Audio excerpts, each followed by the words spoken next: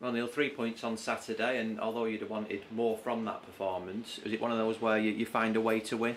Yeah, yeah, it was. Yeah, that was probably the most pleasing aspect. The 3 points. Not our greatest performance, particularly in possession, but that was an important moment, and it was important that the players felt that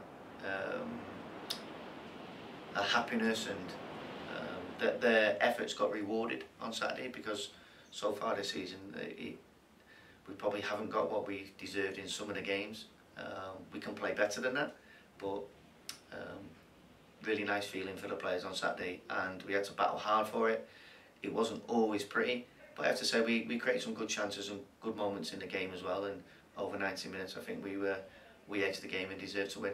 I suppose in this division you will take that sometimes, won't you? Because you have to roll your sleeves up. Well, yeah, very much so. Yeah, you've got to find different ways of winning football matches. You know, it's not always going to be nice, pretty pattern football and dominating the ball. You're going to have to roll your sleeves up. You're going to have to defend your goal. You're going to have to defend set pieces. You're going to have to stick together and defend the lead.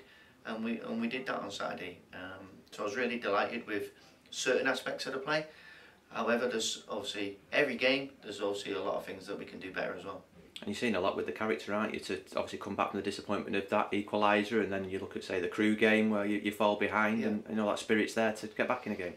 Yeah, I can't question the spirit of the players, their work ethic, their application, and that's from the training ground every day.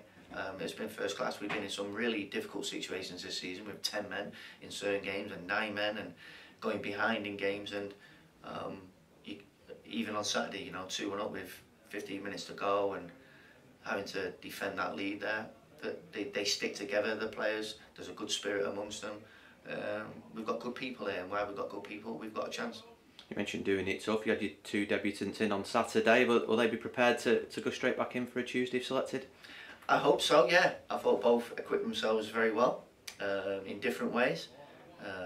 Obviously Daniel had a bit of an unfortunate incident, but I have to say that didn't affect him at all. His response to that was first class, and it'll take a period of time for him to adapt to the type of game in this country. And Kenny showed glimpses of what he's going to be able to do for us in the future. He's only been in the building 2 weeks, and he'll get fitter and more match ready in the next few weeks, and both of them will be. Yeah, I'll be delighted that both of them are here in the next few weeks. That's for sure. In terms of Kenny, have you sort of had to fast track his schedule separately a little bit from the players to make sure he can get up to speed, and then just needs the matches to top up now? Yeah, we had to. He's been doing a little bit of extra training, so topping up his fitness, and so most of the players have been resting, recovering, and preparing for games. Kenny's been a little bit different, and that will continue. Because he didn't have a pre-season. He's had no pre-season games, so it needs must a little bit at the moment as well. When you look at Keshi not being here, and Matty and Ethan Robson suspended, but Kenny's an experienced player, and he's got a good calming influence on the team and the group, and I'm sure he is. I've asked him. You know, he's desperate to continue playing now. You mentioned a couple of the injured players there. Are you getting any closer to welcoming them back?